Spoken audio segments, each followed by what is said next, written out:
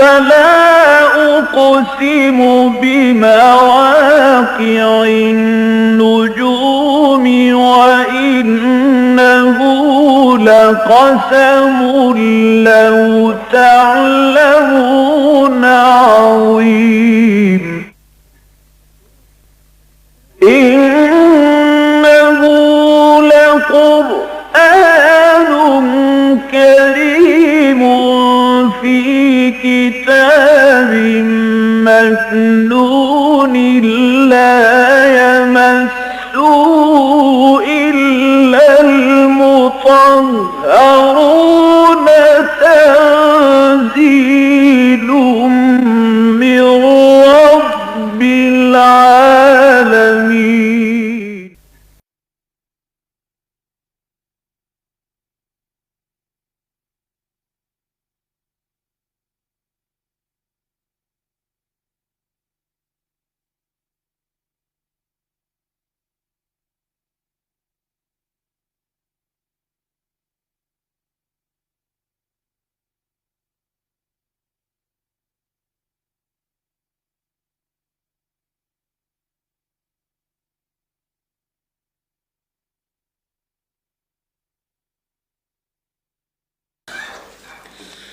رب اشرح لي صدري ويسر لي امري واحلل عقدة من لساني يفقهوا قولي. اللهم ربنا الهمنا رشدنا واعذنا من شرور انفسنا. اللهم ارنا الحق حقا وارزقنا اتباعه وارنا الباطل باطلا وارزقنا اجتنابه. اللهم ربنا آنس وحشتنا في قبورنا وارحمنا بالقرآن العظيم. اللهم ارحمنا بالقرآن العظيم. اللهم اجعله لنا اماما ونورا وهدى ورحمة. اللهم ذكرنا منه ما نسينا وعلمنا منه ما جهلنا وارزقنا تلاوته آناء الليل واطراف النهار واجعله لنا حجة یا رب العالمین آمین. آپ کو معلوم ہے کہ جدید تہذیب کے جو بڑے بڑے فتنے ہیں، مثلاً ایک سیاسی سطح پر فتنہ ہے ساورنٹی آف دی پیپل، خدا کو بے دخل کیا، ساورنٹی آف گاڈ ختم، ساورنٹی آف دی پیپل. یہ سب سے بڑا فتنہ ہے اس دور کا، اللہ کے خلاف سب سے عظیم بغاوت. دوسری بغاوت، دو سب سے زیادہ حرام اشیاء کو معاشی اور اقتصادی نظام کے اندر پرو کر رکھ دیا گیا ہے کہ ان کے بغیر تصور ہی نہیں ہے. اس لیے کہ سود اور جوا یہ دو چیزیں ایسی ہیں کہ جس کے بغیر یہ جتنی بھی جدید جو کیپٹلسٹک اکانومی ہے وہ چلتی نہیں ہے.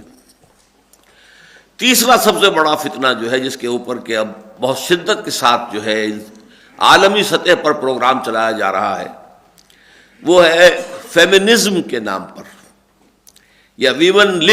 لبریشن آف ویمن، عورتوں کو آزاد کرانا، اور یہ کہ ایکویلٹی آف دی سیکسز، ہر اعتبار سے کسی پہلو سے اس کے اندر کوئی فرق نہیں. یہ اس دور کا سب سے عظیم فتنہ ہے، اور دجالیت کے فتنوں میں سب سے بڑھ کر حضور نے فرمایا کہ جو آخری وار ہوگا دجال کا وہ اسی اعتبار سے ہوگا، اور آخر میں جو اس کی پیروی کرنے والے لوگ ہوں گے ان میں اصل میں عورتیں ہوں گی کہ ایک مومن مرد جو ہے اپنی بیوی کو، اپنی بہن کو، بیٹی کو، ماں کو گھروں میں جکڑ جکڑ کر رکھیں گے، لیکن وہ نکل کر بھاگنے کی کوشش کریں گی گھر سے باہر جا کر، اور دجال کی پیروی کریں گی. اس فتنے سے ہم اس وقت جو ہے پوری شدت کے ساتھ دوچار ہیں. تو آج کا درس جو ہے در حقیقت اس کا عنوان یہ ہے اسلام کا خاندانی نظام اور اس میں مرد کی قوامیت، اس کا فلسفہ کیا ہے. اس اعتبار سے چونکہ اسلام میں ایک اعتدال ہے، بعض اعتبارات سے اسلام تسلیم کرتا ہے کہ مرد اور عورت برابر ہیں، کوئی فرق نہیں. بعض اعتبارات سے وہ ان میں فرق کرتا ہے. جو 6 ارب علماء کا مشترک جو ہے وہ ایک ان کا وہ مضمون ہے، تحریر ہے، اور وہ 6 کے 6 ارب علماء جو ہیں عالم عرب کے، وہ ماڈریٹس میں سے خیال کیے جاتے ہیں. وہ کٹر مسلمان اور بالکل دقیانوسی مسلمانوں میں ان کا شمار نہیں ہے، بلکہ یہ کہ وہ ماڈریٹ قسم کے لوگ ہیں. لیکن وہ مضمون بہت عمدہ ہے. وہ انشاءاللہ جو تازہ شمارہ آئے گا دائے خلافت کا، اس میں اس کو ریپروڈیوس بھی کر دیں گے، اس لیے کہ اس میں بڑی خوبصورتی کے ساتھ، بڑی دلجوئی کے ساتھ، نرم انداز میں، بجائے کرخت لہجہ اور فتوے کی زبان استعمال کرنے کے، خواتین کو بھی اور مردوں کو بھی انہوں نے سمجھانے کی کوشش کی ہے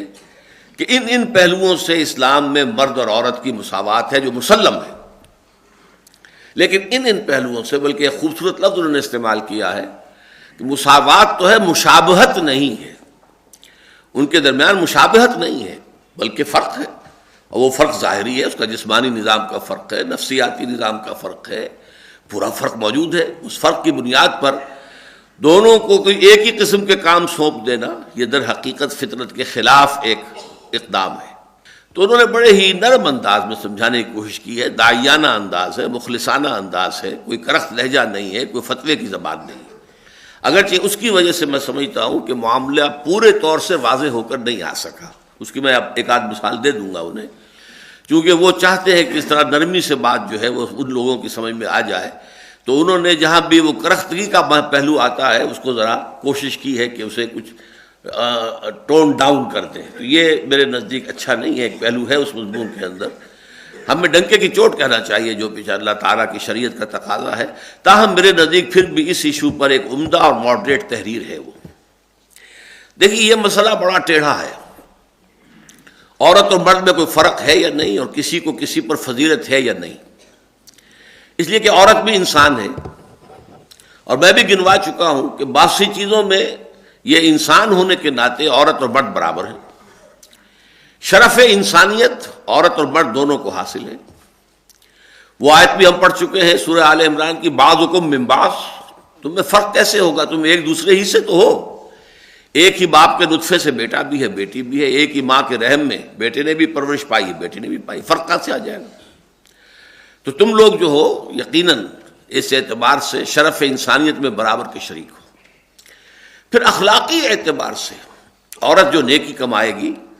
وہ اسی کے لیے ہوگی، مرد جو نیکی کمائے گا وہ اس کے لیے ہوگا۔ عورت نے کوئی غلط کام کیا اس کا وبال اس پر آئے گا، مرد نے غلط کام کیا اس کا وبال اس پر آئے گا۔ صرف ایک رسالت اور نبوت کا منصب جو بہت کٹھن ذمہ داریوں کا ہوتا ہے وہ اللہ تعالیٰ نے اس صنف ضعیف پر نہیں ڈالا، باقی صدیقیت، شہادت، صالحیت، یہ تمام مقامات جو ہیں بلند سے بلند، ولی اللہ اگر مرد ہو سکتا ہے تو ولیت اللہ جو ہے وہ اللہ کی کوئی بندی ہو سکتی ہے۔ حسن بصری اگر بصرہ سے نکلے ہیں تو رابعہ بصریہ بھی بصرہ سے نکلے ہیں۔ اس اعتبار سے بھی، روحانی اعتبار سے بھی اور علمی اعتبار سے، علم کا طلب العلم فریضۃ علی کل مسلم و مسلمۃ، مسلمان عورت پر بھی فرض ہے کہ وہ علم حاصل کرے اور مرد پر بھی فرض ہے۔ تو یہ تمام چیزیں وہ ہیں، تفصیل سے انہوں نے لکھا ہے، زیادہ تفصیل سے کیونکہ میرے پاس تو اتنا وقت نہیں ہے، وہ آپ اس مضمون میں دیکھ لیں گے کہ انہوں نے پہلے وہ ساری باتیں گنوا دی ہیں کہ جس میں مرد اور عورت کو اللہ تعالیٰ نے برابر تسلیم کیا،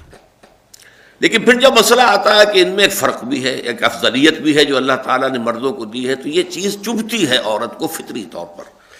اس کے احساسات ایسے ہیں کہ اس کے اندر اس بات کو قبول کرنے میں کیوں میں گھٹیا کیوں ہوں، کس اعتبار سے ہوں، اور میں کس اعتبار سے مرد کو اپنے سے افضل معلوم،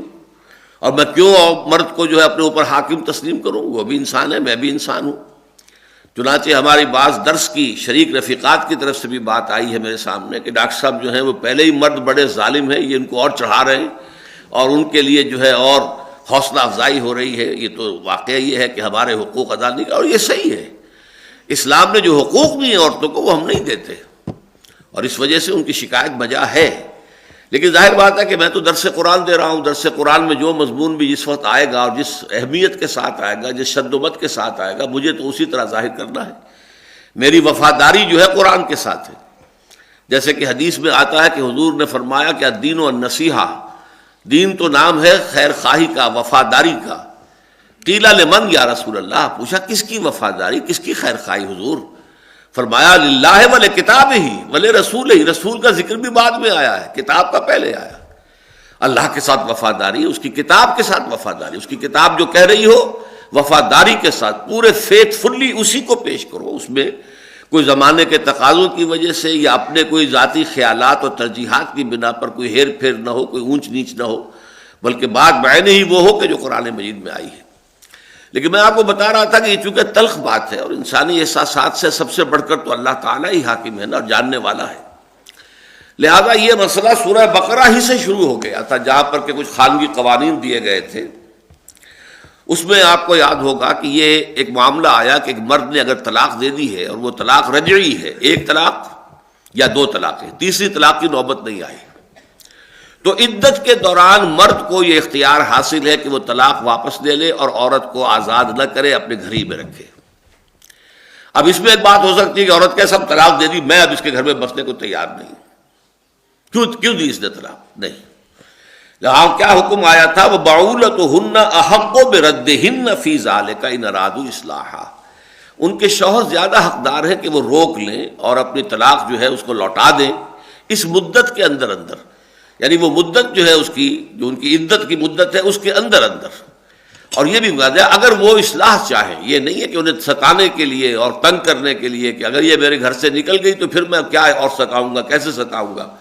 وہ اگر نیت خراب ہے تو بات اور ہے،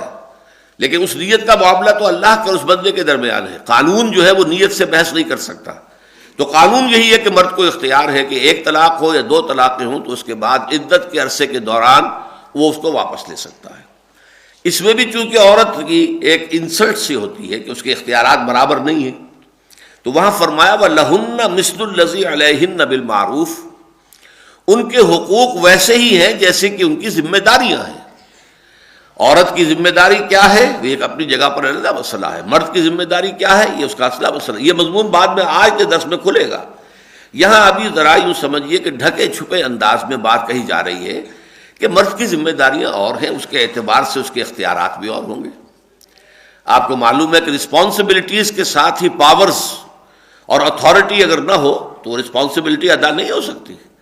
تو لہن، ان کے حق میں بھی ویسے ہی ہے معاملات، مثل الذی علیہن، جیسے کہ ان کی ذمہ داریاں ہیں۔ لام حق کے لیے آتا ہے اور اعلیٰ ذمہ داری اور مسئولیت کے لیے آتا ہے۔ اور پھر ذرا میں ایک لفظ استعمال کر رہا ہوں، بڑے دھیمے انداز میں اللہ تعالیٰ نے ایک بات اور بھی کہہ دی، وَلِلرِّجَالِ عَلَيْهِنَّ دَرَجَةٌ، ہاں مردوں کو عورتوں پر ایک درجہ حاصل ہے، فضیلت حاصل ہے۔ دیکھ کس قدر نرم الفاظ استعمال کیے، پہلے تو الفاظ وہ استعمال کیے جس میں دونوں ترجمے ممکن ہیں، یہ ترجمہ بھی کیا گیا ہے کہ ان کے بھی مردوں پر ویسے ہی حقوق ہیں جیسے حقوق مردوں کے ان پر ہیں، لیکن میں اس ترجمے کو صحیح نہیں سمجھتا۔ لام اور علا کا جو استعمال عربی زبان کا شخص جانتا ہے، القرآن حجت لک او علیک، قرآن یا تمہارے حق میں حجت ہے یا تمہارے خلاف یہ استغاثہ لے کر آئے گا۔ تو علیہن اور لہن، ان کے حقوق ہیں ویسے ہی جیسے کہ ان کی ذمہ داریاں ہیں، لیکن چونکہ ترجمے کا امکان ہے دوسرا بھی، لہذا میں کہہ رہا ہوں کہ یہ شوگر کوٹڈ الفاظ ہیں، لیکن تھوڑی سی شوگر ایک جگہ سے اتار دی گئی۔ وَلِلرِّجَالِ عَلَيْهِنَّ دَرَجَةٌ، اور مردوں کو ان پر ایک درجہ فوقیت کا حاصل ہے۔ وَاللَّهُ عَزِيزٌ حَكِيمٌ، اور اللہ زبردست ہے، حکمت والا ہے۔ وہ زبردست ہے تو جو چاہے حکم دے، جو چاہے جس کا حق معین کر دے، جو چاہے کسی کی ذمہ داری معین کر دے، جس کی چاہے فرائض کی ذمہ داری جو چاہے بنا دے، لیکن یہ کہ اس کا یہ سارا اختیار جو ہے وہ اس کی حکمت کے ساتھ ہے۔ عزیز الحکیم، وہ بہت حکمت والا ہے۔ تو جیسے کہ آپ نے دیکھا کہ دین کے اور معاملات شریعت کے ایسے ہوئے ہیں کہ بلو پرنٹ شریعت کا سورہ بقرہ میں آیا، یسألونک عن الخمر والمیسر قل فیہما اسم کبیر ومنافع للناس واسمہما اکبر من نفعہما، بات چھوڑ دی، ابھی حرام ورام کی بات نہیں کی، بس صرف ایک بات کہہ دی۔ پھر سورہ نساء میں ہم پڑھیں گے کہ لا تقربوا الصلاۃ وانتم سکارى، دیکھو جب نشے کی حالت میں ہو تو نماز کے قریب نہ جاؤ۔ اس سے بہت سے لوگوں کو اندازہ ہو گیا کہ اس کی تو حرمت آ کر رہے گی، تو ابھی چھوڑ دو، چھوڑ دی انہوں نے۔ لیکن بہت سے لوگ جن کے منہ سے نہیں چھٹتی تھی، وہ کافر لگی ہوئی، وہ پیتے رہے۔ پھر آخری حکم سورہ مائدہ میں آ گیا، فاجتنبوہ، بعد آ جاؤ، فہل انتم منتہون، اب بعد آتے ہو کہ نہیں؟ تو یہ تدریجاً ہوا ہے۔ اسی طرح یہ فلسفہ جو ہے مساوات مرد و زن کی، جو آج دنیا میں جس کا شورا ہو رہا ہے، اس کی نفی اور تردید بھی جو ہوئی ہے، اور مرد کی قوامیت کے مسئلے کو جو واضح کیا گیا، تو پہلے تو ہم نے دیکھ لیا کہ سورہ بقرہ میں اس کا یہ بیج تو وہاں ڈال دیا گیا، وَلَهُنَّ مِثْلُ الَّذِي عَلَيْهِنَّ بِالْمَعْرُوفِ وَلِلرِّجَالِ عَلَيْهِنَّ دَرَجَةٌ وَاللَّهُ عَزِيزٌ حَكِيمٌ۔ اب یہاں آئیے دیکھیے، اس کے لیے اثر نو ایک تمہید باندھی جا رہی ہے سورہ نساء میں۔ ولا تتمنوا ما فضل اللہ به بعضکم علی بعض، تمنا نہ کیا کرو اس چیز کی جس کے ذریعے سے اللہ نے تم میں سے بعض کو بعض پر فضیلت دے دی ہے۔ یہ خلقی قسم کی فضیلتیں ہیں، وہبی، کسی کو سرخ و سفید پیدا کر دیا، کسی کو سیاہ فام پیدا کر دیا۔ اب اس میں آدمی کڑھتا رہے یہ کیا ہو گیا، کیوں ہو گیا، مجھے حبشی کیوں بنا دیا اور اس کو جو ہے وہ سرخ رو کیوں بنا دیا، تو کیا فائدہ اس کا؟ یہ اللہ تعالیٰ کی طرف سے خلقت ہے، اس کو تو take it as it is, it's from your lord, اللہ کی طرف سے ہے، اس میں کسی کا کوئی دخل نہیں ہے۔ کسی کو خوبصورت بنا دیا، کسی کو بدصورت بنا دیا، کوئی پیدا ہی ہوا پیدائشی طور پہ اندھا ہو گیا، کسی کو بہت ذہانت دے دی، کسی کو نہیں دی اتنی، کسی کو جسمانی صحت عمدہ دے دی، کسی کو نہیں دی۔ تو یہ اللہ تعالیٰ کی طرف سے، کسی کو مرد بنایا، کسی کو عورت بنایا، یہ بھی ایک معاملہ اللہ کی طرف سے ہے۔ اب اس پر یہ ہے کہ عورت جو ہے اسی میں جلتی رہے کہ مجھے مرد کیوں نہیں بنایا گیا، تو ظاہر بات ہے کہ یہ بات غلط ہو جائے گی۔ اللہ تعالیٰ نے عورت بنایا ہے، عورت کے حقوق ہیں، عورت کے فرائض ہیں، اپنے حقوق پر اکتفا کرو، فرائض ادا کرو۔ اس اعتبار سے جو چیز کہ اللہ نے کسی کو دی ہے تم میں سے، جو اس کی فضیلت کا باعث بن جاتی ہے دوسروں پر، لیکن وہ اکتسابی شے نہ ہو۔ اکتسابی شے میں ہم تمنا کر سکتے ہیں، ٹھیک ہے اللہ نے اسے خوبصورت بنا دیا ہے، میں خوبصورت بن جاؤں، میرے اندر کردار اچھا ہو جائے، میری یہ خوبصورتی جو ہے خوبصورتی کو جو ہے کمپنسیٹ کر دے گی بدصورتی کو، میں علم حاصل کروں، میں تقوی میں آگے بڑھ جاؤں، فاستبقوا الخیرات، نیکیوں میں آگے بڑھو، وہ معاملہ دوسرا ہے۔ لیکن یہ کہ جو بھی خلقی اعتبار سے جو گیون چیزیں ہیں انسان کو، جو پیدائشی طور پر اسے ملتی ہیں، جس کا دینے والا اللہ ہے، اس کو اللہ تعالیٰ کی دین سمجھ کر پورے اطمینان کے ساتھ، انشراح کے ساتھ قبول کیا جائے، کیونکہ یہ بیماری جب زیادہ آگے بڑھتی ہے تو پھر حسد کا رنگ اختیار کرتی ہے۔ حسد کیا ہے کہ اس کی یہ خوبصورتی بھی ختم ہو جائے، اگر میں خوبصورت نہیں بن سکتا تو کوئی ایسی مصیبت آئے اس کے اوپر، اس کو کوئی چیچک نکل آئے، کچھ اور ہو جائے، اس کے سارے چہرے کی جو ہے آبرو ماری جائے، یا یہ کہ اس کو جو ہے کوئی اور ایسا حادثہ پیش آ جائے کہ اس سے اس کا جو خوبی ہے وہ نکل جائے۔ یہ بہت بڑا کبیرہ گناہ ہے۔ انسان کے اپنے ذاتی اعمال کو بھی یہ جیسے کہ آگ جو ہے سوکھی گھاس کو جلا دیتی ہے، ایسے ہی تمام نیکیوں کو حسد جو ہے ختم کر دیتا ہے۔ یہ حسد ہی تھا جس نے کہ عزازیل نامی جن، جس کو کہتے ہیں کہ وہ معلم الملکوت تھا، اسے شیطان ابلیس بنایا حسدن، اس لیے کہ اس کو حسد ہوا کہ یہ خلافت کا منصب جو ہے اللہ تعالیٰ نے مجھے نہیں دیا، آدم کو دے دیا۔ اس پہلو سے حسد پیدا ہوتا ہے۔ پھر آدمی جو بھی گیون چیزیں ہیں جبلی طور پر اس کو جو ملی ہیں پیدائشی طور پر، جس میں کہ اس کے اپنے فیصلے کا، اپنی محنت کا کوئی دخل نہیں، اپنے چوائس کا کوئی دخل نہیں، اس میں تو بالکل جو بھی اللہ نے دیا ہے اس پر صابر و شاکر رہے۔ البتہ یہ ہے کہ للرجال نصیب مما اکتسبوا وللنساء نصیب مما اکتسبن، مردوں کے لیے حصہ ہے اس میں سے جو انہوں نے کمائی کی، اور عورتوں کے لیے حصہ ہے اس میں سے جو انہوں نے کمائی کی۔ اب یہاں پر بھی ذو معنی الفاظ آ گئے ہیں، اگرچہ قرآن مجید کا اگر ہم تفحص کرتے ہیں اور دیکھتے ہیں کہ یہ قسم کا لفظ کس معنی میں قرآن میں آتا ہے بالعموم، تو اس سے مراد ہے نیکی اور بدی، نیک عمل کمانا یا بدی کما لینا۔ یہ اپنے لیے جو بھی ہم توشہ آخرت تیار کر رہے ہیں وہ اچھا ہے یا برا ہے، وہ قسم ہے۔ لیکن یہی لفظ دنیا میں معاش کی جد و جہد کے لیے بھی استعمال ہوتا ہے، قسم۔ القاسم حبیب اللہ، حضور نے فرمایا جو شخص اپنی معاش کے حصول کے لیے محنت کرتا ہے، اپنے بال بچوں کا حلال ذریعے سے پیٹ پالنے کے لیے جد و جہد کر رہا ہے، وہ اللہ کا بھائی، اللہ کا دوست ہے، حبیب اللہ ہے۔ تو قسم کا لفظ اس معنی میں بھی آ جاتا ہے۔ تو ہماری جو جدید مفسرات ہیں، دانشورات خواتین جو ہیں، اور جو بھی مغرب زدہ جو دانشور ہیں، وہ اس سے مراد لیتے ہیں کہ عورت کو بھی کمائی کرنے کا حق حاصل ہے۔ مردوں کے لیے ہے وہ کمائی کہ جو انہوں نے کی، یعنی اگر کوئی وہ محنت کر رہے ہیں، تنخواہ لے کر آتے ہیں، وہ ان کے ہاتھ ہے، ان کے ہاتھ میں اختیار ہے۔ عورت کام کر رہی ہے، وہ تنخواہ لے کر آتی ہے، یا عورت نے کہیں کوئی بزنس میں حصہ ڈالا ہوا، اس کی کمائی آ رہی ہے، تو وہ اس کے اختیار میں ہوگا، اس پر مرد کو کوئی اختیار نہیں ہوگا۔ تو اگرچہ میں اس کو بھی تسلیم کرتا ہوں قانوناً کہ یہ بات صحیح ہے، شرعی اعتبار سے عورت پر کوئی پابندی نہیں ہے، وہ کوئی کام کر سکتی ہے۔ یعنی یہ کہ معاش کے لیے، پیسہ کمانے کے لیے سب سے سادی شکل کیا ہے؟ کسی کو اس کے وراثت میں باپ کی طرف سے، ماں کی طرف سے کچھ روپیہ مل گیا ہے، 5-10 لاکھ روپے، اب یہ اس کی ملکیت ہے، اس کے شوہر کے باپ کی ملکیت نہیں ہے۔ وہ اسے مزاربت پر لگا دے تو جو بھی نفع حاصل ہوگا وہ اس کا ہوگا، اس کا اختیار ہوگا. شوہر کو اس پر کوئی اختیار نہیں ہوگا، بلکہ وہ چاہے گی تو اپنے شوہر کے گھر پر اسے استعمال، گھر شوہر کا ہے، اس کا نہیں ہے. اولاد شوہر کی ہے، اس کی نہیں ہے. اولاد کی کفالت اور اس کی اپنی کفالت بھی شوہر کے ذمہ ہے. وہ چاہے گی تو خرچ کرے گی، نہیں چاہے گی تو اپنے پاس رکھے گی، اور اسی پہ ذمہ ہوگا اس کی زکوٰۃ دینا. شوہر کے ذمہ نہیں ہے کہ وہ زکوٰۃ دے.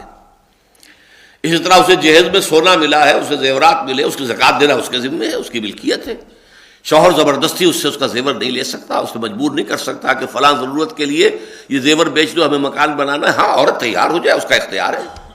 مرضی سے وہ اپنا زیور بیچ کر کہے ٹھیک ہے ہمیں. یہ ان کی حسن معاشرت کے اندر جو بھی کیفیت ہوگی اس سے خود بخود ایڈجسٹ ہو جانے والی چیزیں. لیکن یہ چیز جہاں تک قانونی اعتبار ہے وہ صحیح ہے. لیکن جو اسلام کا جو روح ہے وہ کیا ہے؟ وہ یہ ہے کہ عورت کے اوپر معاش کی ذمہ داری سرے سے نہیں ہے.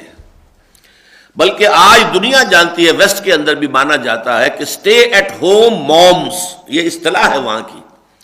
وہ مائیں کہ جو گھر پر رہتی ہیں، یہ دنیا کی سب سے بڑی نعمت شمار ہو رہی ہے کہ وہ مائیں، ورنہ بچے رل جاتے ہیں. نہ شوہر کا حق ادا ہو سکتا ہے، نہ بچوں کا حق ادا ہو سکتا ہے. صبح سے شام تک عورت کسی کارخانے میں کسی آفس میں کام کر کے آئی ہو تو ایگزاسٹڈ ہوتی ہے. بچے آ گئے 12-1 بجے اسکول سے، اس کے بعد نہ ماں انہیں ملی گھر پر، نہ باپ ملا انہیں. کون ان کو شفقت کے ساتھ ویلکم کہے؟ وہ آئیں گے، چابیاں ان کے پاس بھی ہوں گی، جائیں گے جو چاہیں گے دنگا کریں گے، فساد کریں گے، کھائیں گے پیئیں گے، جنسی اختلاط میں مبتلا ہو جائیں گے. سب کچھ ہو رہا ہے وہاں پہ. کیوں ہو رہا ہے؟ نگرانی کوئی ہے ہی نہیں. شام کو شوہر بھی آئے گا تھکا ہارا اور عورت بھی آئے گی تھکی ہاری، وہ آپس میں تو میں کریں گے. ان کے درمیان محبت کہاں سے آ جائے گی؟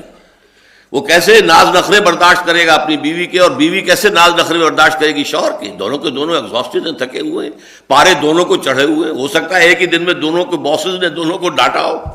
اور وہ اس کے اثرات لے کر گھر میں آئے. تو اصل میں روح جو ہے اسلام کی، خاندانی نظام جو چاہتا ہے اسلام، وہ تو یہ ہے کہ عورت گھر میں بیٹھے.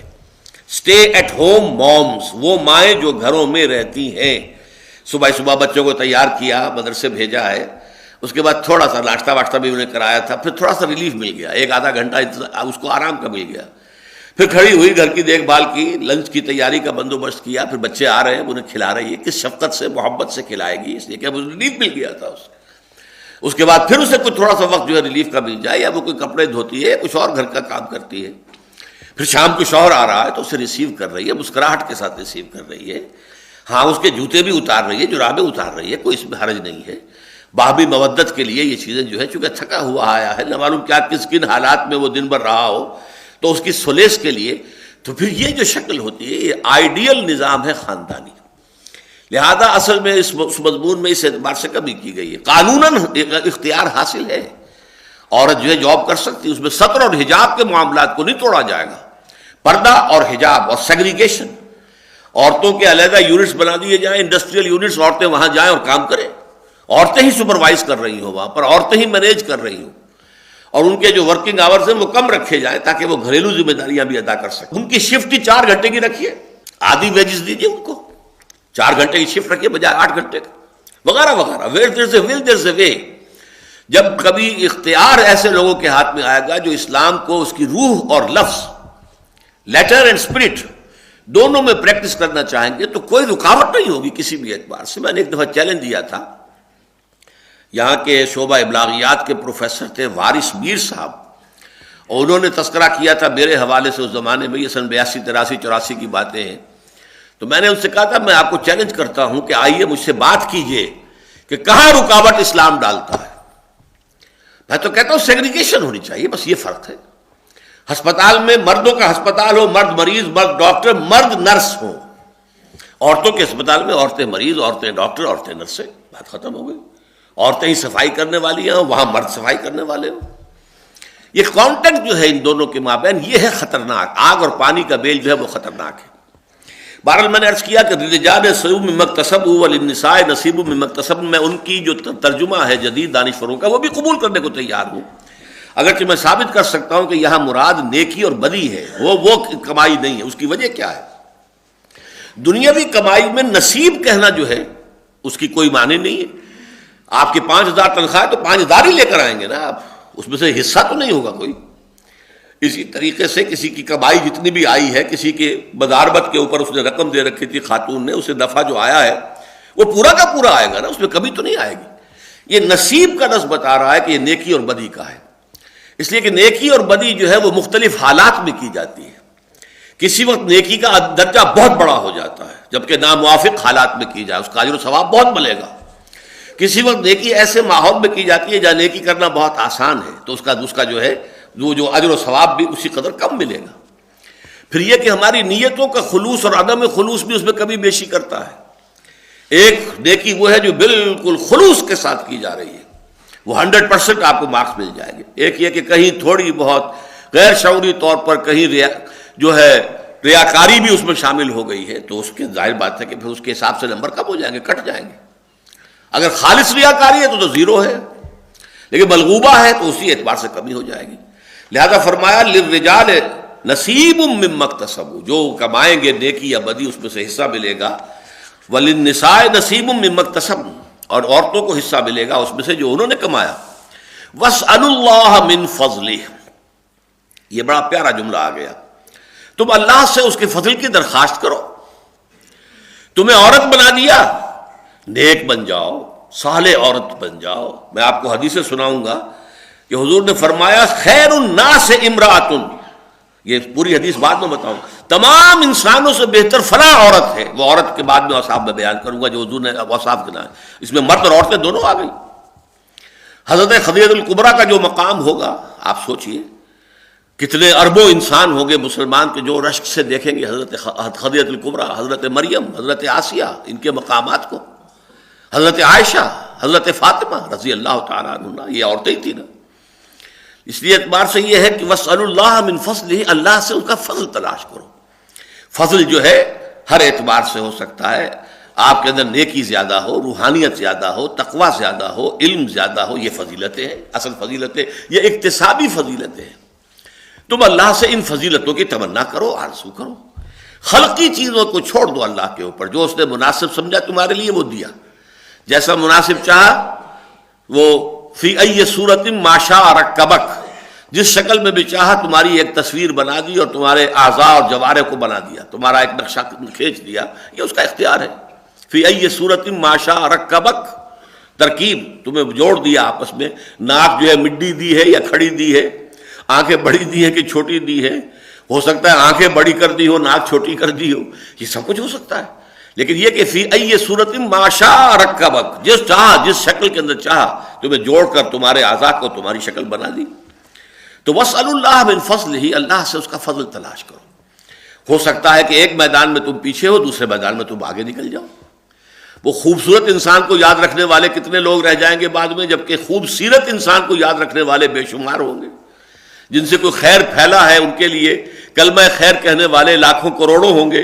اور جن سے چاہے وہ کتنے ہی خوبصورت اور دولت مند رہے ہوں، کوئی خیر نہیں پھیلا، ان کو کوئی بھی نہیں جانے گا، 2-3 نسلوں کے بعد ان کا نام بھی ختم ہو جائے گا۔ ان اللہ کان بکل شیء علیما، یقیناً اللہ تعالیٰ ہر چیز پر عالم ہے، ہر چیز کا علم رکھتا ہے، اور اس نے جس کو جو کچھ دیا ہے اپنے علم کامل کی بنیاد پر دیا۔ اس میں یہ بات بھی ہے کہ جس کو جو کچھ دیا اس کے حق میں وہی بہتر ہے۔ اگر کسی کو دولت زیادہ دے دی ہے تو اللہ تعالیٰ جانتا ہے کہ یہ شخص اس کے اندر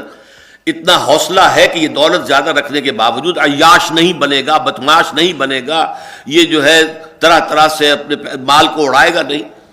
تو اس کے لیے دولت مندی مفید ہے۔ لیکن اگر یہ خیال ہوتا کہ یہ تو اپنے نفس پر قابو نہیں رکھ سکتا، دولت اگر دے دی اس کو تو یہ تو بدمعاش ہو جائے گا اور جو ہے عیاشی کرے گا، تو اس کے لیے بہتر یہی ہے کہ اللہ اس کو دولت نہ دے۔ تو اس کے لیے دولت کا نہ دیا جانا رحمت ہے اللہ تعالیٰ کی طرف سے، جبکہ پہلے کے لیے دولت کا دیا جانا رحمت ہے۔ جیسے کہ آپ نے دیکھا سورہ کہف کے اندر ایک بچے کو حضرت خضر نے قتل کر دیا، کہ ہمیں معلوم ہے کہ یہ بچہ بڑا ہو جاتا تو والدین کے لیے سہان روح بن جاتا، لہذا آپ نے قتل کر دیا۔ آپ نے چاہا کہ اللہ تعالیٰ اس کی جگہ اللہ تعالیٰ انہیں نیک صالح بچہ دے جو ان کے بڑھاپے کا سہارا بنے، آنکھوں کی ٹھنڈک بنے۔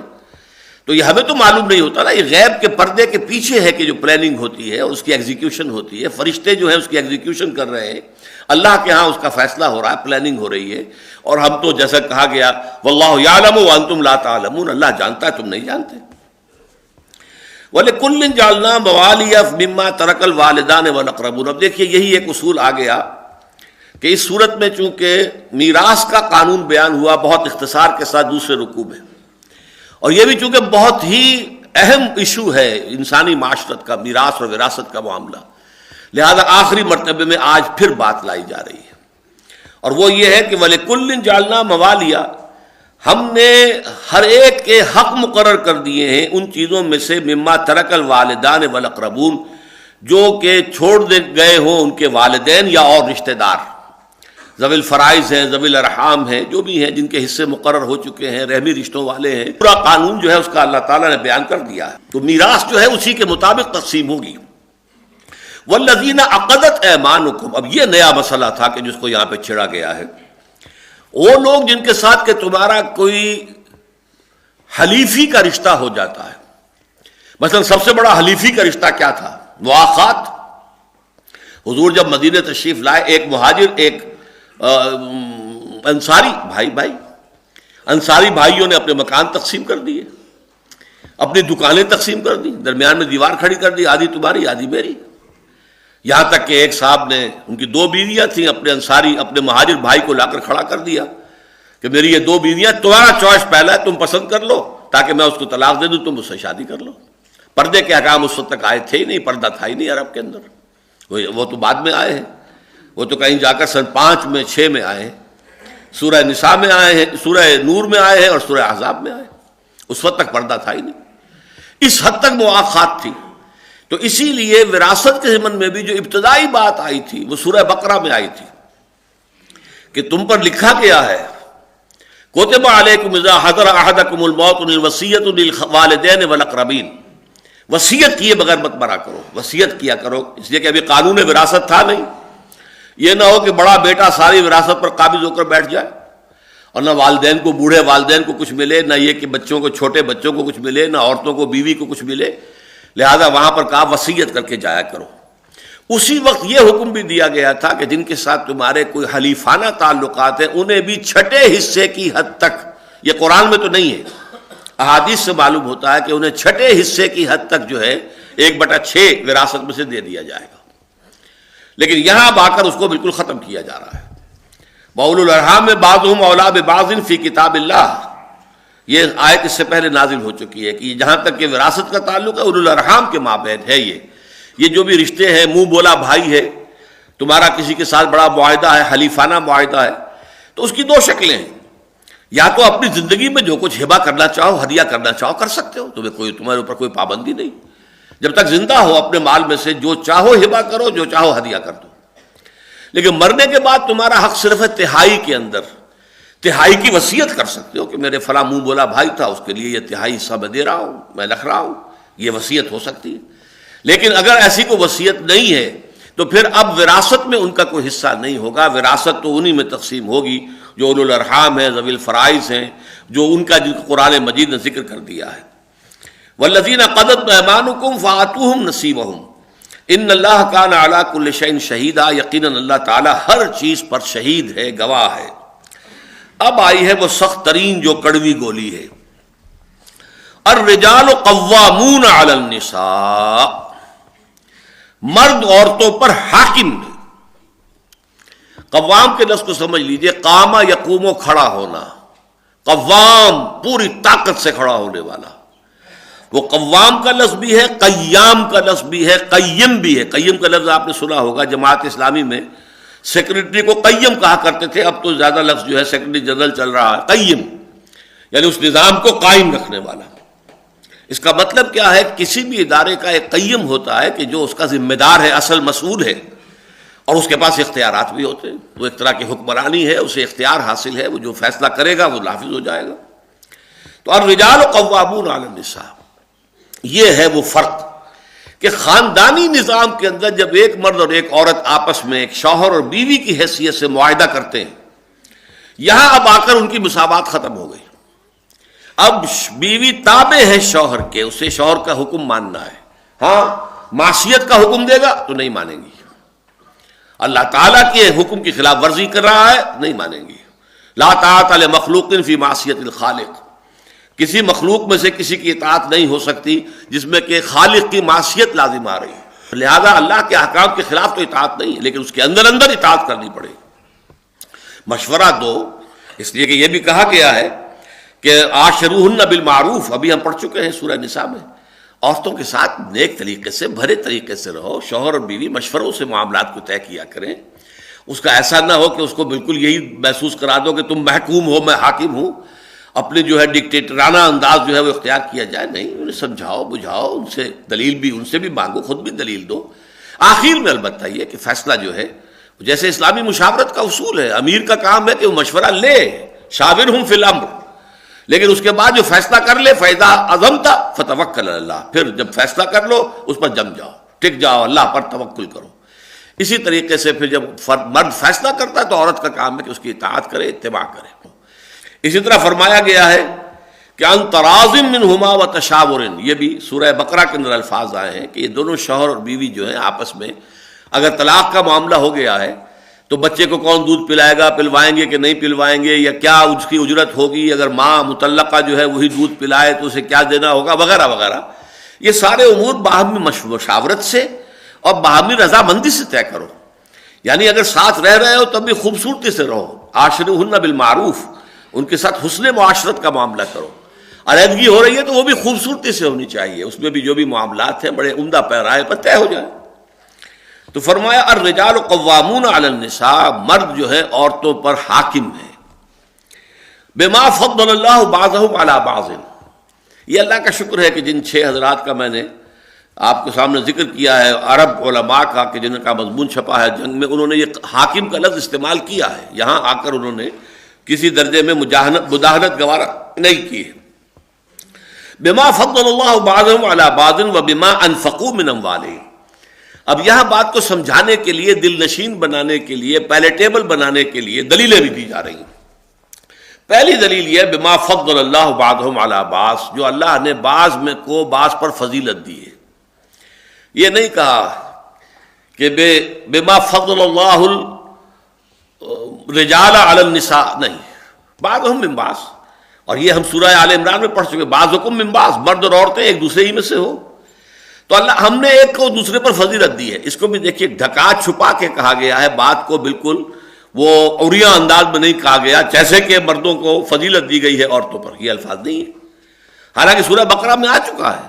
وَلِلرِّجَالِ عَلَيْهِنَّ دَرَجَةٌ، لیکن وہاں چونکہ نرم زبان تھی، ایک درجہ اونچا حاصل ہے، یہاں لفظ ثقیل آ گیا، الرجال قوامون علی النساء، مرد تو حاکم ہے عورتوں کے اوپر، لہذا یہاں پر اس کا اشارہ کیا، لیکن نرم الفاظ میں کیا، بما فضل اللہ بعضهم علی بعض، یعنی اللہ تعالیٰ نے مردوں کو فضیلت دی ہے، ان کو جسمانی قوت ایوریج جو ہے زیادہ دی ہے۔ یوں تو کوئی عورت پہلوان ہو سکتی ہے، کوئی حمیدہ پہلوان ہوتی تھی راجستھان کی، جس نے سارے پہلوانوں کو چیلنج دے دیا تھا کہ تم اگر مجھے پچھاڑ دو گے تو تم سے شادی کر لوں گی، تو یہ بھی معاملہ ہوتا تھا، اس کو شاید شادی کرنا کسی نے پسند ہی نہ کیا ہو کہ اس کو پچھاڑنے کی کوشش کرے کہ گلے ہی پڑ جائے وہ خامخواہ، تو یہ دوسری بات ہے، لیکن یہ کہ اس کا تھا یہی چیلنج، جو مجھے پچھاڑ دے گا میں اسے شادی کر لوں۔ تو عورتوں کوئی ہو سکتی ہے ایسی، وہ شاذ ہیں، ایکسیپشنز پروو دی رول۔ بحیثیت مجموعی مرد کو زیادہ طاقتور بنائے، صنف نازک کا لفظ ہم نام استعمال کرتے ہیں، صنف نازک ہے، عورت کا حسن نزاکت میں ہے، اور مرد کے حسن کا معاملہ، جو ہمارے ایک استاد ہوا کرتے تھے ڈاکٹر توسی اناٹومی کے، وہ کہتے تھے کہ عورت کے لیے آئیڈیل کیا ہے، پری، اور مرد کے لیے دیو، مرد کو دیو ہونا چاہیے اور عورت کو پری ہونا چاہیے، یعنی یہ جو ہے ریلیشن شپ، دیو کا تصور جو آپ کی کہانیوں میں آتا ہے وہ جسیم، توانا، قوی، اور پری نازک، نرم، خوبصورت، تو عورت آئیڈیل جو ہے وہ پری ہے اور مرد آئیڈیل دیو ہے۔ تو اس معاملے میں بما فضل اللہ بعضهم علی بعض، جسمانی اعتبار سے اللہ تعالیٰ نے فضیلت دی ہے مرد کو عورت کے اوپر، لیکن یہاں کہا کسی کو کسی پر، ایک کو دوسرے پر جو فضیلت دی ہے۔ اگلے حصے میں بات کو بالکل واضح کر دیا، بما انفقوا من اموالہم، اور بسبب اس کے کہ وہ اپنے مال خرچ کرتے ہیں۔ اب دیکھیے شادی میں نے بارہا کہا ہے کہ دونوں کی ضرورت ہے، مرد کی بھی عورت کی بھی، عورت بھی بغیر شادی کے مطلب یہ کہ نامکمل ہے، اس سے آگے اولاد تو نہیں ہو سکتی، اور اس طرح مرد بھی بغیر شادی کے نامکمل ہے، اس کی آگے نسل نہیں چل سکتی، لیکن ان دونوں میں سے ایک کو طالب بنایا، ایک کو مطلوب بنایا۔ مہر کون دیتا ہے؟ مرد دیتا ہے، عورت تو نہیں دیتی، عورت تو مہر وصول کرتی ہے۔ تو گویا کہ شادی کے بندھن ہی میں پہلے دن سے مرد کی یہ فوقیت ہو گئی کہ مرد نے مال خرچ کیا ہے، مہر دیا ہے۔ پھر یہ کہ اسلام کے نظام خاندان میں جو معاشی ذمہ داریاں ہیں اور جو بھی سارا ان کا جو اقتصادی معاملہ ہے اس کی ساری ذمہ داریاں مرد پر ڈالی گئی. عورت کی کفالت، اس میں اس کا اطعام یعنی کھلانا، رزق بھی شامل ہے، کسوہ یعنی لباس شامل ہے، سکنا یعنی رہائش کی جگہ فراہم کرنا یہ شامل ہے. یہ تینوں چیزیں جو ہے عورت کا حق ہے اپنے شوہر کے اوپر، وہ شوہر انہیں یہ تینوں چیزیں فراہم کرے گا. جیسا کہ میں عرض کر چکا ہوں، عورت کی اگر کوئی علیحدہ پراپرٹی ہے، اگر باپ سے اسے کوئی 5 مربع زمین ملے ہوئے ہیں، اس مربع کی آمدنی اس کی ہوگی، جس طرح چاہے خرچ کرے، نیکیوں میں اللہ کے راستے میں جو چاہے کرے. اس میں سے عشر بھی اسی کو دینا ہوگا یا کوئی اور ٹیکسز ہیں اس کو دینے ہوں گے. اور اگر اس کے پاس مال یعنی زیورات کی شکل میں ہے تو اس کا زکوٰۃ اسے خود دینی ہوگی وغیرہ وغیرہ. تو الرجال قوامون علی النساء بما فضل اللہ بعضهم علی بعض وبما انفقوا من اموالهم، اور جیسا کہ وہ خرچ کرتے ہیں اپنے اموال میں سے. فالصالحات قانتات، اب یہ ہے بہت پیاری آیت ہماری خواتین کے لیے قابل غور. نیک بیویاں تو وہ ہیں جو تابع دار ہوں، اطاعت کیش ہوں، مردوں کا کہنا مانے، ان کی اطاعت کریں. حافظات للغیب، اور غیب میں ان کے لیے محافظ بنے، ان کے مال کی بھی حفاظت کرے. یہ نہیں خیانت کر کے اب شوہر تو گیا ہوا جو چاہو اس کے مال میں سے جس کو میں جو چاہوں دے دوں، نہیں، یہ اس کا مال جو ہے وہ اسی کا ہے، اس کی خیانت نہیں کرے گی، وہ امانت کے ساتھ حفاظت کرے گی. اور اس کے علاوہ اپنے نفس کی حفاظت کرے گی، اس لیے کہ وہ بھی اب شوہر کی امانت ہے. اب اس کا جو بھی جنسی معاملہ ہے وہ اس کے اپنے اختیار میں نہیں رہا. اس کو مل کے بزع کہتے ہیں ہماری فقہ کے اندر، کہ در حقیقت اس کا اختیار کامل اب شوہر کے ہاتھ میں آ چکا ہے. اس کے جنسی اعضاء جو ہیں وہ شوہر کے کنٹرول میں ہے. مل کے بزع، ملکیت گویا کہ اس کی ہے. لہذا اس میں کوئی خیانت اگر وہ کر رہی ہے تو وہ بھی اس کے خلاف ہو جائے گا معاملہ. فالصالحات قانتات، تو نیک بیویاں وہ ہوتی ہیں جو تابع دار ہوں، فرما بردار ہوں، اور غیب میں یعنی شوہروں کی عدم موجودگی میں جبکہ وہ موجود نہیں ہے حفاظت کرنے والی ہوں. اور وہ حفاظت مال کی بھی اور ان کا اپنے نفس کی بھی. اور یہ کام آسان نہیں ہے، آپ کو معلوم ہے. شوہر کبھی 4 مہینے کے لیے باہر چلا گیا ہے، کبھی 1 سال کے لیے باہر چلا گیا ہے. عورت کے لیے اپنے نفس کو تھامے رکھنا، اپنے جنسی خواہشات کو، فرض کی جوان عورت ہے، اس کی بھی تو نفسانی خواہشات ہیں، تو آسان کام نہیں ہے. یہی وجہ ہے، آپ کے علم میں ہوگا کہ واقعہ بڑا عجیب پیش آیا تھا، اس کو بیان کرتے ہوئے شرم بھی آتی ہے. حضرت عمر رضی اللہ تعالیٰ عنہ اپنی رات کے گشت میں ایک مکان کے پاس سے گزر رہے تھے تو انہوں نے سنا کہ ایک عورت جو ہے وہ بڑے درد بھرے الفاظ میں کچھ گا رہی ہے. اگر مجھے اللہ اور اس کے رسول کا فرق کا خوف نہ ہوتا تو تم دیکھتے کہ اس وقت میری چارپائی جو ہے چرچرا رہی ہو. تو اس پر حضرت عمر جو ہے وہ ایک دم تنبہ ہوا کہ ہمارے لوگ جو ہیں جہاد پر جاتے ہیں، سال بھر تک واپس نہیں آتے، تو اس سے تو سوسائٹی کے اندر بہت زیادہ جو ہے ایک اندیشہ اور خطرہ پیدا ہو جائے گا. تو انہوں نے اب دیکھیے یہ بات بھی کہ دین میں کوئی شرم اور حیا اس معاملے میں نہیں ہے، کہ اپنی بیٹی سے پوچھا، حضرت حفصہ سے. اب وہ بیٹی بھی ہے اور ام المومنین بھی ہے،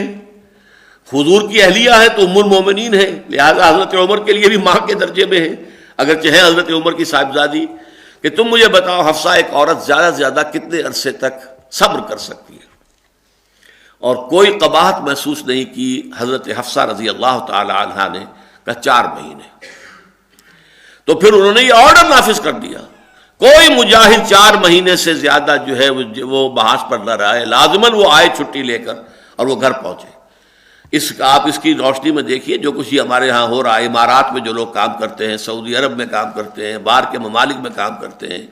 جوان بیویوں کو یہاں چھوڑ جائے، پھر جو قصے ہوتے ہیں، جو سکینڈلز ہوتے ہیں، پھر جب وہ شوہر صاحب تشریف لاتے ہیں تو وہ دیور اور بیوی جو ہے مل کر اسے قتل کرتے ہیں، اس لیے کہ یہاں تو دنیا بدل چکی ہے، دیور کی اور بھابھی کے رشتہ کچھ اور ہی بن چکا ہے، لہذا وہ قتل بھی کرتے ہیں، مال بھی سارا لے لیتے ہیں. یہ ساری خبریں آپ اخبارات میں پڑھتے ہیں. تو یہ کیوں ہے؟ فطرت کے خلاف ایک طرز عمل آپ اختیار کر رہے ہیں. یا تو اپنی فیملیز کو ساتھ لے کر جائیے، یا یہ ہے کہ پھر یہ وقفہ کا جو ہے معاملہ زیادہ، میں سمجھتا ہوں اس حدیث کے بعد جو حضرت عمر کا فیصلہ تھا 4 مہینے کا، اس سے زائد جو ہے باہر سٹے کرنا، اپنے گھر نہ آنا، ایک اعتبار سے گناہ کے درجے کی بات ہو جائے گی. علیکم بسنتی و سنت الخلفاء الراشدین المہدیین، تمہارے ذمے ہے میری سنت بھی اور خلفاء راشدین جو ہے میری ان کی سنت بھی. تو فرمایا کہ صالحات و قانتات حافظات للغیب بما حفظ اللہ. اب یہاں نوٹ کیجئے وہ حدیث جو میں نے بتایا تھا کہ حضور نے فرمایا خیر الناس سے تمام انسانوں میں بہترین وہ عورت ہے امرأۃن اذا نظرت الیہا سرت کا، جب تم دیکھو اپنی بیوی کو تو وہ تمہیں خوش کر دے، آپ مسکرائے ہیں تو وہ اس سے بڑھ کر مسکراہٹ سے آپ کو جواب دے، خوش کر دے آپ کو۔ وَإِذَا أَمَرْتَهَا أَطَاعَتْكَ، اور جب تم اسے کوئی حکم دو تو اس کی پابندی کرے، اس کی پیروی کرے، اس کی جو ہے اطاعت کرے۔ وَإِذَا غِبْتَ عَنْهَا، اور جب تم غائب ہو جاؤ، وہاں نہ موجود رہو، گھر پر نہ ہو، حَفَظَتْكَ فِي مَالِهَا وَنَفْسِهَا، تو پھر وہ مال اور اپنے نفس کے معاملے میں حفاظت کرے۔ یہ اوصاف جس میں ہے وہ ہے وہ دنیا کی انسانوں میں بہترین انسان، یہاں خیر الناس کہا ہے، یہ عورت نہیں کہا، خیر الناس، تمام انسانوں میں بہترین عورت وہ ہے اذا نظرت الیہا سرت کا، جب تم اسے دیکھو تمہیں خوش کر دے، واذا امرتها اطاعت کا، جب تم حکم دو تو تمہاری اطاعت کرے، واذا غبت عنہا، اور جب تم ان سے غائب ہو جاؤ، وہاں موجود نہ رہو، حفظت کا فی مالہا و نفسہا، اپنے مال اور نفس کے معاملے میں حفاظت کرے۔ اور چونکہ یہ چیز آسان نہیں ہے لہذا آگے الفاظ استعمال کر دیے بما حفظ اللہ، یہ اللہ کی توفیق سے ہوگی یہ حفاظت، بغیر توفیق خدابندی کے ممکن نہیں۔ اللہ اگر توفیق نہ دے انسان کی بس کی بات نہیں، انسان ضعیف ہے، اب ہم پڑھ چکے ہیں 2 درس پہلے، خلق الانسان ضعیفا، انسان کمزور پیدا کیا گیا ہے، اس کمزور میں عورت اور کمزور ہے، اضعف ہے، زیادہ کمزور ہے، نازک ہے۔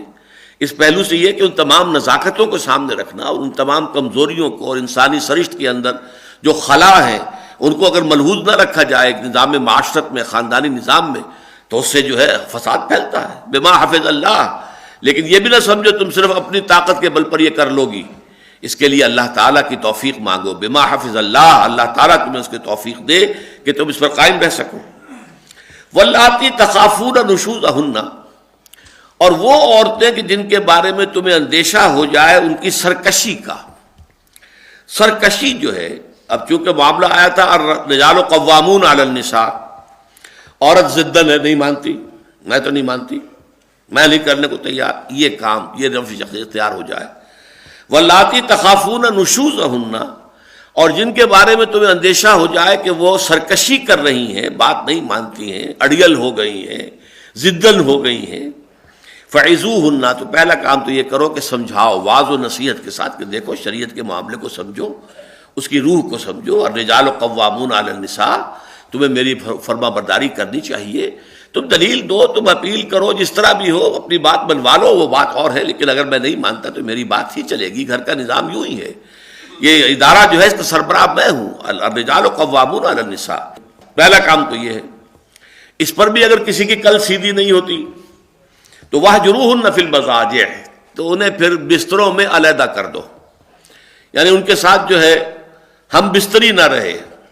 ان کے ساتھ شب باشی جو ہے ساتھ نہ ہو، علیحدہ علیحدہ ہو،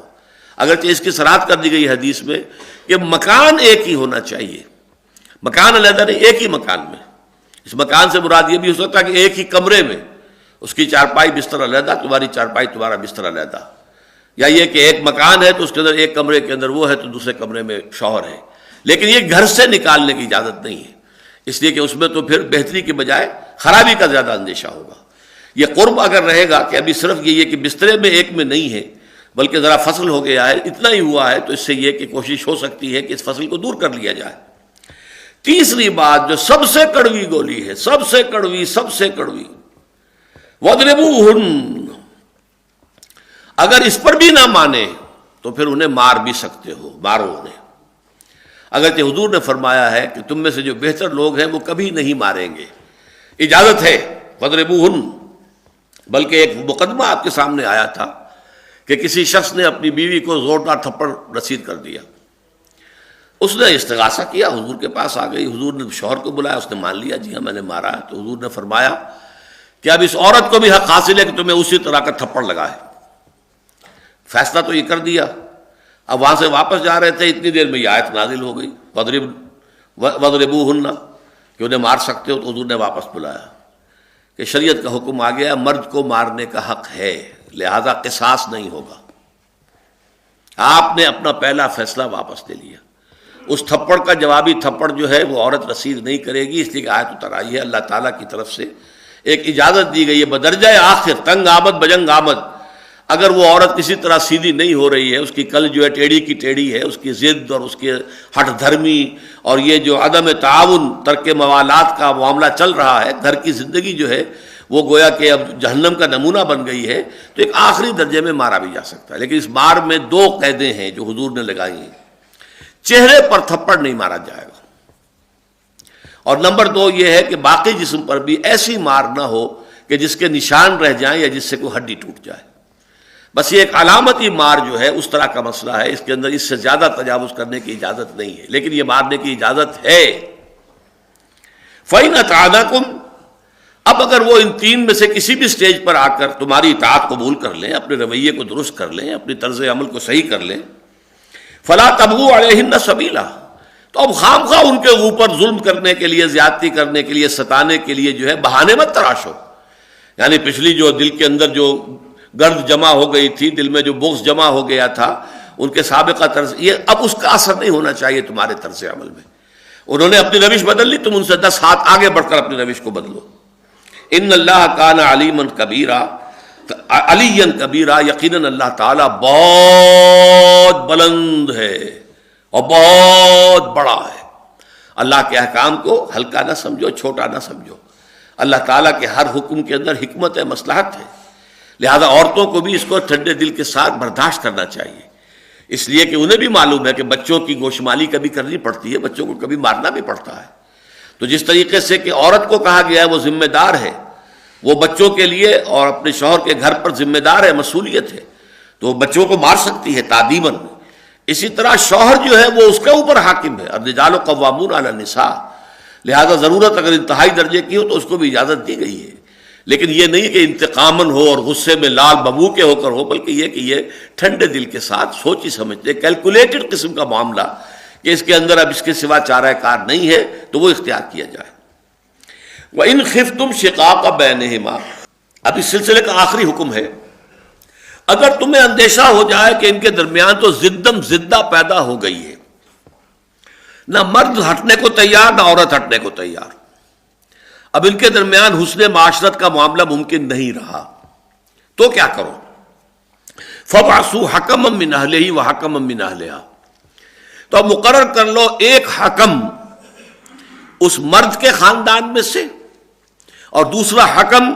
بیوی کے خاندان میں سے۔ اب حکم کا لفظ خود بتا رہا ہے ان میں صلاحیت ہونی چاہیے، فیصلہ کرنے کی اصابت رائے ہونی چاہیے، اور دونوں کا کوئی جھگڑا نہیں ہونا چاہیے، ان دونوں میں فریقوں میں سے کسی کے ساتھ کوئی گرج نہ ہو۔ تو حکم جو ہے دو مقرر کر لو، ایک مرد کے خاندان سے، ایک عورت کے خاندان سے۔ ان یریدا اصلاحا، اگر وہ دونوں چاہیں گے کہ اصلاح ہو جائے، یوفق اللہ بینہما، تو اللہ تعالیٰ ان دونوں کے مابین توفیق پیدا کر دے گا، مزاجوں کے اندر جو ہے جمعیت پیدا کر دے گا، موافقت پیدا کر دے گا۔ اس میں ذرا پھیر ہے، یہ جو ضمائر ہیں، ان یریدا اصلاحا، اگر وہ دونوں حکم چاہتے ہوں گے کہ اصلاح ہی ہو جائے، خلوص کے ساتھ چاہیں گے دونوں کے دونوں، تو یوفق اللہ بینہما، تو اللہ تعالیٰ ان دونوں کی رائے میں موافقت پیدا کر دے گا۔ یہ نہیں ہے کہ وہ حکم وہ اپنی بات پر اڑا رہے شوہر کی طرف سے، اور یہ حکم اڑا رہے اپنی بیوی، اپنی جو عورت ہے اس کی بیوی اس کی طرف سے، نہیں یہی موقف صحیح ہے، نہیں یہی تو جھگڑا وہیں کا وہیں رہا، وہ تو معاملہ پھر طے نہیں ہوا۔ نہیں، بلکہ اللہ تعالیٰ اگر وہ دونوں دل سے اس بات کے خواہش مند ہو گے کہ ان میں مصالحت ہو جائے، کوئی حکم ایک فیصلہ ہو جائے، راضی نامہ ہو جائے، تو اللہ تعالیٰ ان دونوں کے اندر آپس میں، ان حکمین کے اندر موافقت پیدا کر دے گا۔ ایک دوسری رائے یہ ہے کہ اگر وہ دونوں حکم جو ہیں وہ واقعتاً اصلاح کے طالب ہوں گے تو اللہ شوہر اور بیوی کے درمیان موافقت پیدا کر دے گا۔ ایک یہ بھی، اس لیے کہ ضمائر ہیں، ضمائر میں تو جس کے جانے کا امکان ہے وہ سارے ہمیں کھنگالنے پڑیں گے۔ اور تیسرا بہت خوبصورت مفہوم جو ہے وہ یہ کہ اگر وہ دونوں یعنی میاں بیوی وہ اگر اصلاح کے خواہش مند ہوں گے، یعنی ایسا ہو جاتا ہے نفسیاتی طور پر، اگرچہ میں بھی اڑا ہوا ہوں وہ بھی اڑی ہوئی ہے، لیکن دل سے میں بھی چاہتا ہوں کہ اصلاح ہو جائے، لیکن میں ہیٹا کیوں ہوں، میں کمزور کیوں پڑوں، میں اپنی بات کو نیچے کیوں ڈالوں۔ اسی طرح وہ بیوی یہ کہہ رہی ہو کہ جب ہو تو جانی چاہیے، وصالت ہی ہو جانی چاہیے، گھر کو اجاڑنا تو نہیں ہے، لیکن میں کیوں، میں اس سے کوئی کمتر تھوڑا ہی ہوں۔ وہ جھکے یہ زدم زدہ جو ہے، حالانکہ دونوں کے دل میں خواہش موجود ہے کہ ملاپ ہو اور ٹھیک ہو جائے معاملہ، لیکن بسا اوقات بات آرگیومنٹ میں، دلیل میں، مناظرے میں اتنی آگے بڑھ جاتی ہے کہ آپس میں مصالحت نہیں ہو سکتی. تو درمیان میں اگر وہ دو آدمی آ جائیں گے تو ان کے ذریعے سے مصالحت آسان ہو جائے گی. اگر شوہر اور بیوی کے اندر مصالحت کا ارادہ ہوگا تو اللہ تعالیٰ ان کے درمیان موافقت پیدا کر دے گا. اب اس موضوع کی آخری بات وہ ہے جو اس سے پہلے ہم پڑھ چکے ہیں، لیکن آج پھر میں یہ جو تھا یہ تو عورتوں کا نشوز مردوں کے خلاف، لیکن ایک شکل وہ تھی جو ہم پڑھ چکے ہیں، وَإِنِ امْرَأَةٌ خَافَتْ مِنْ بَعْلِهَا نُشُوزًا. اگر کسی عورت کو یہ اندیشہ ہو جائے کہ شوہر جو ہے وہ زیادتی کرنے پر تلا ہوا ہے، مجھے پریشان کرنے پر تلا ہوا ہے، وہ مجھ پر زیادتی کرنے کا فیصلہ کیے بیٹھا ہے، تو ان کے لیے بھی فیصلہ کیا گیا. یہ میں پڑھ چکا ہوں، اس لیے میں صرف اشارہ کر رہا ہوں کہ یہ جو آیات ہیں 128 سے لے کر اور 130 تک اسی سورہ مبارکہ کی استدراک کی حیثیت سے آئی ہیں.